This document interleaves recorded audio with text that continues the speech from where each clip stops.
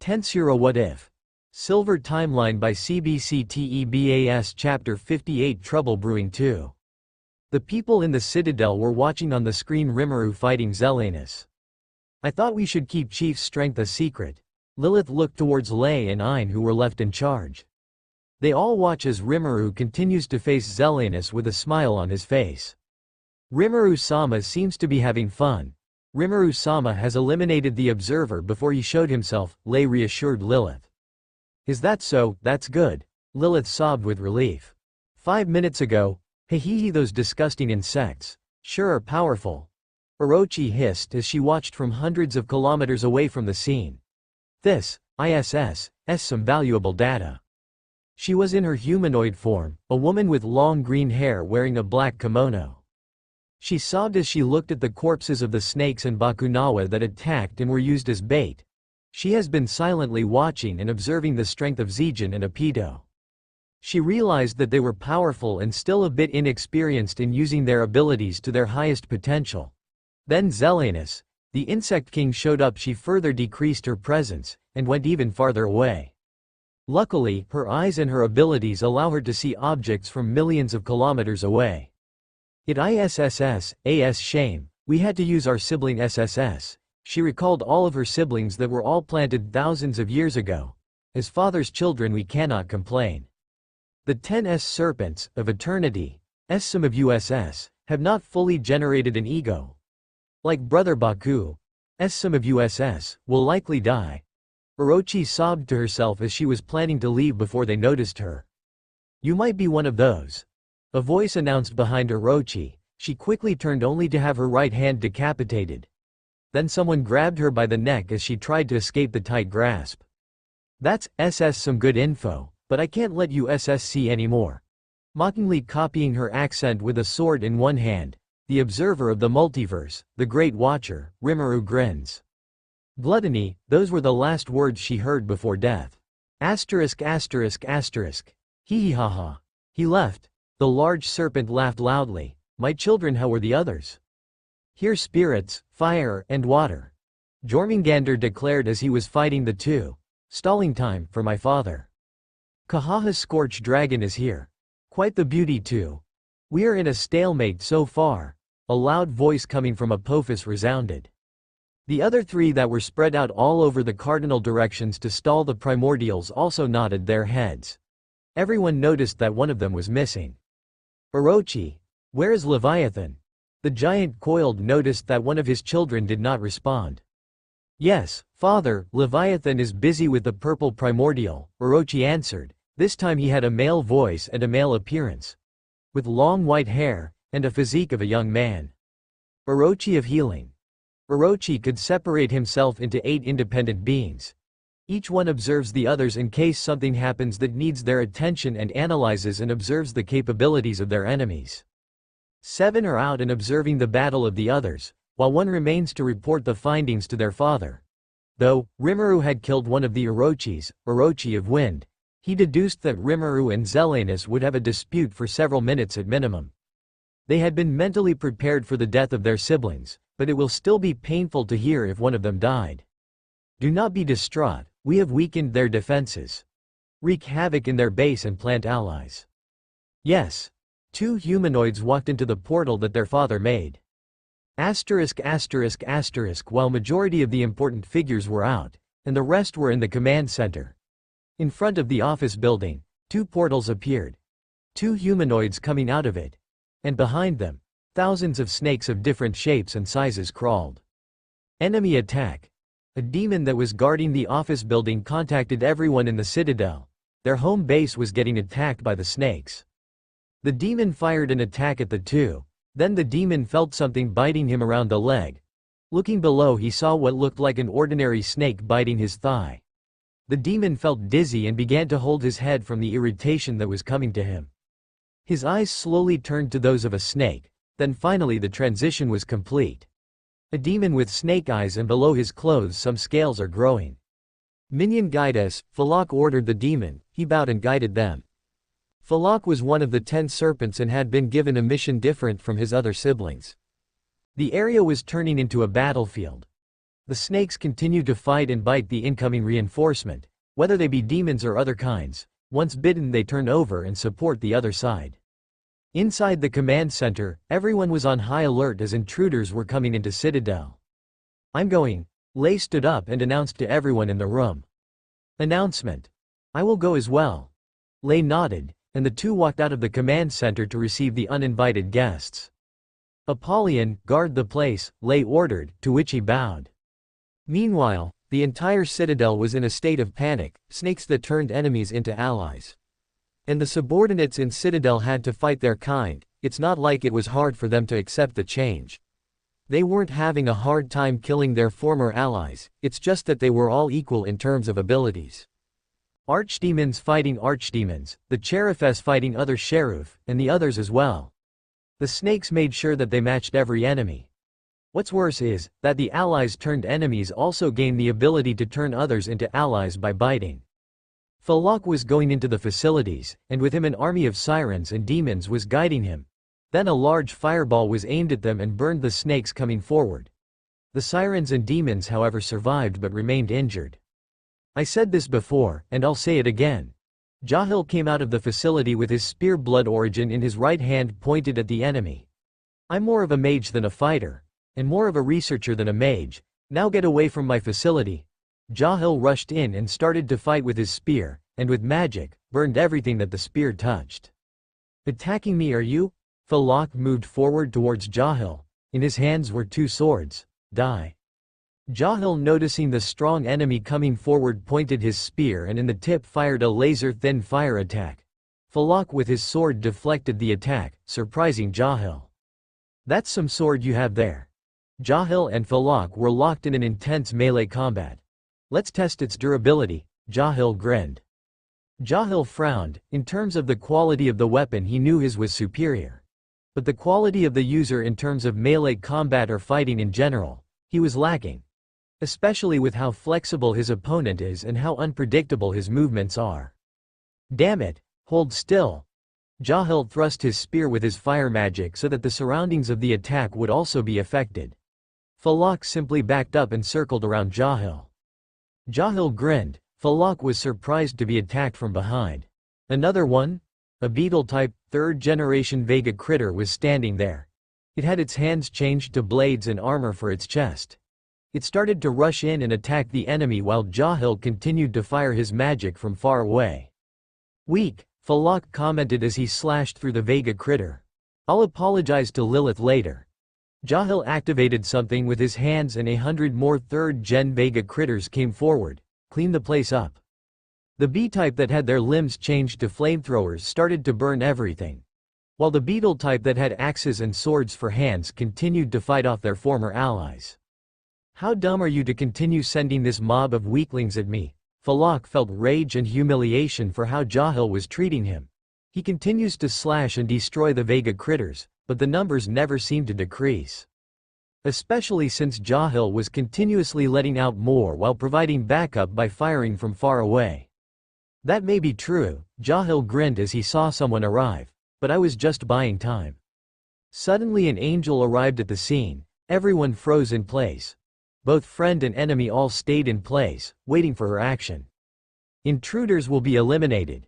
With her words, everyone's morale rose and the counterattack truly started. A certain snake was slowly creeping into the area below Citadel.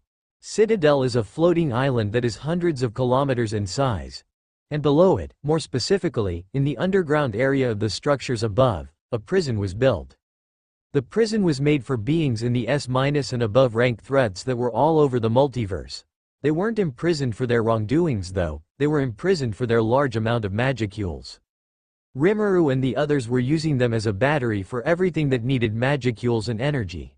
In Rimuru's own words, "It's a waste to let this much magicule go to waste, let's use them." Hi, I am Zahak. Me and my brother Falak came here to ask you guys something."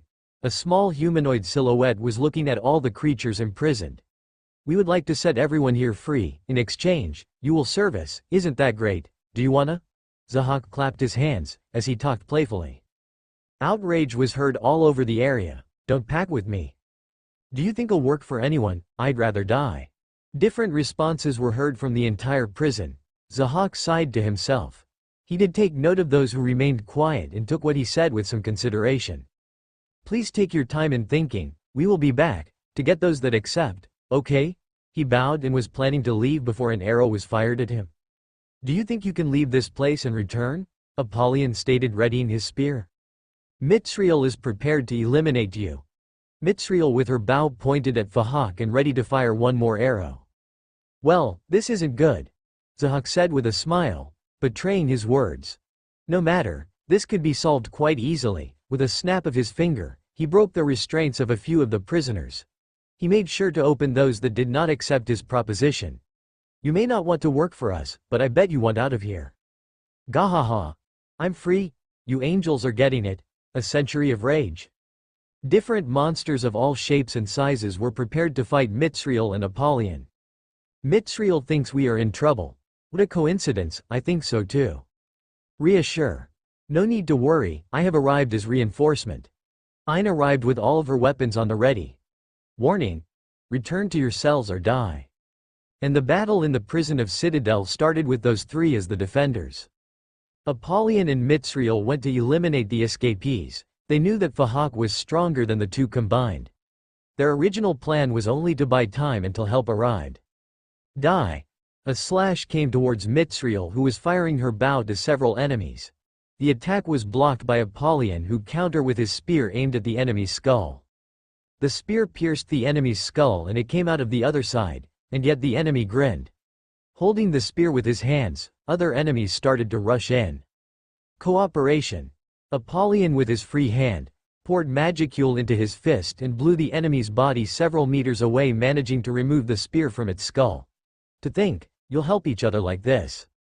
He as long as you lot die. We don't care. Ayn was having a problem. The place was too narrow for her.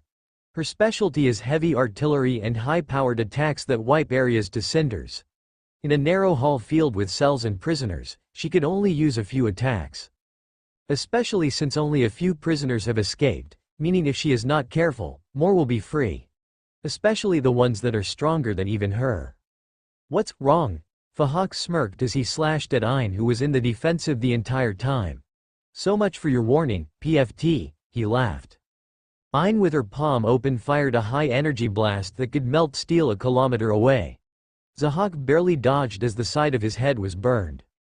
That hurts. Zahak dropped to the ground writhing in pain as he rolled, holding his cheek. Ayn didn't attack, thinking it was a trap, and simply looked at him. Then he finally stood up. Just kidding. He removed his hands in a surprise type of gesture, as he ran towards Ayn. Ayn placed both hands together and materialized a cannon. Overboost.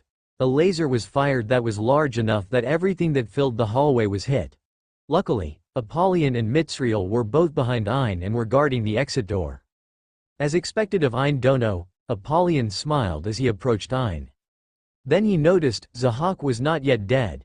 He broke the wall and dodged the attack. Readying his fangs, he lunged towards Ayn. Apollyon saw this and pushed Ayn out of the way and received the attack. Gah! Apollyon was bit on his shoulder. Zahak held to Apollyon tightly, wrapping his body to not let him escape. Sir Apollyon, Mitzriel fired her bow and shot Zahak in the head, through his brains. Ayn chimed in, burned his body and pulled him away from Apollyon. Ouch, ouchie, his head fell as his body burned to ashes. Once let go, Apollyon dropped to the ground. He was gasping for air as the venom was coursing through his veins. Too late. Zahak smiled as he eventually lost the light in his eyes. Too late. Mitzriel took a full potion and had Apollyon drink it. While normal spiritual beings normally have resistance to this type of thing, Zahak was not a normal enemy. Urgent. Let us bring him to Sir Jahil. Ayn and Mitzriel carried Apollyon. Back above, Falak was slowly but surely winning a battle of attrition. You're a mental type. Falak continues his barrage of slashes, while lay guards with her shield. Ha, not looking so good, is it, little birdie? Falak continued to mess with her, then he felt something. Zahak was dead. This has been fun, but I must go. He snapped his fingers and a distortion in space opened. A portal opened behind Falak, and he and the surviving snakes and former allies of Citadel left. This is going to be a problem. Lei sighed as she saw the damage that remained. Yeah, it will be a huge headache. Rimuru opened a gate and walked in as he scratched the back of his neck. To think that there are evolved cryptids other than this bug's kind. Zelenus and the others passed through the gates as well. I had known for some time now. Both of them were covered in heavy injuries. Rimuru was missing both an eye and an arm, while Zelenus lost 2 of his arms and had a hole in his stomach. Rimuru turned to him with irritation. And you didn't think to tell us? Oh, Zelenus tilted his head slightly. Since when did we become close? Rimuru could tell that the reason Zelenus hadn't informed anyone about the snakes was to give Rimuru a hard time when he found out. The fact that the insects with Zelenus are used to fighting the snakes was proof enough. Close. Informing us would have made everything easier. Rimuru walked as Zelenus followed him to his office. Zelenus snickered, and Rimuru could practically hear his voice saying, "That's the point, why I didn't tell you. I have my reasons." Rimuru rolled his eyes. "Sure you do." Velgrind arrived and so did the others that left earlier. "Why are they here?" Velgrind pointed at Zelenus. "Zijin and Apito are currently healing themselves and are not present. Your demon needs my wisdom."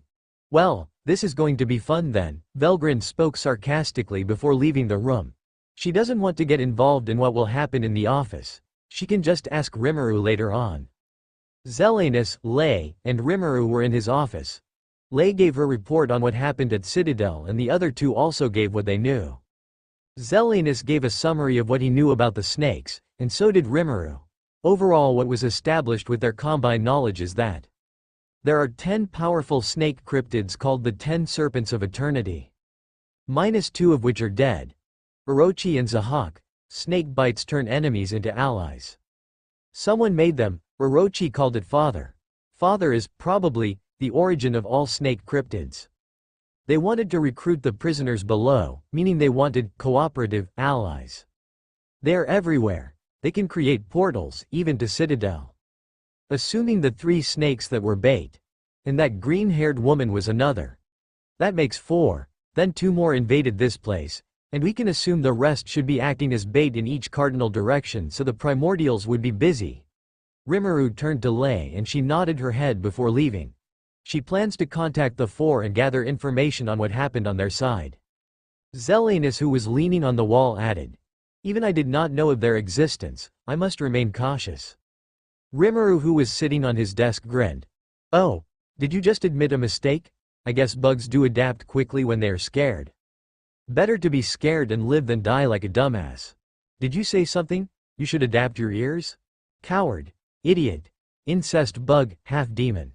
Battle freak. Says you."